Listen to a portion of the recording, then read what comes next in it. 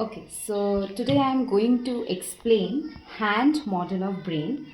So if I consider my hand, then the outer part or the outer layer of my hand is actually consider it as cortex or gray matter, which actually comprises the cell body.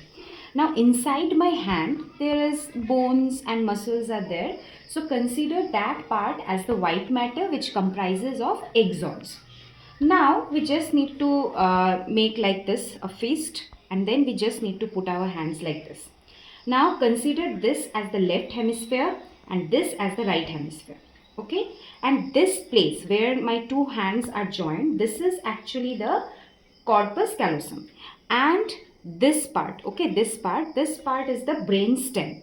Now one thing you see, this left hemisphere is controlling the right side of my body, and right hemisphere is controlling the left side of my body. Now you just, and this brain stem that is there, this will be forming the spinal cord later on. Now if I take out my left hemisphere, then these two part is my frontal lobe, and this two part is the parietal of my body. Now you just, and this brain stem that is there, this will be forming the spinal cord later on.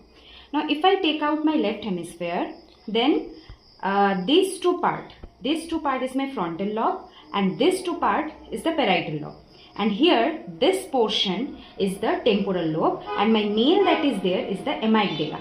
Now if I just put it like this, then you can see two eye-like structures that are formed. This part, okay, this part is the occipital lobe. Now let me tell the function of all the parts properly.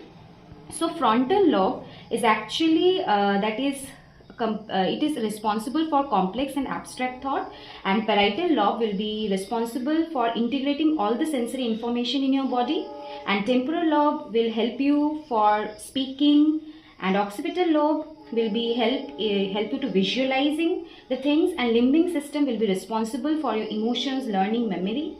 Amygdala is responsible for basic emotion, and bone inside the thumb, like if you consider this as the left hemisphere, then the bone that is present inside your thumb, that is the hippocampus, which is mainly responsible for learning and memory. I will be giving the notes also in the video at the end, so I think it will be helpful for you all.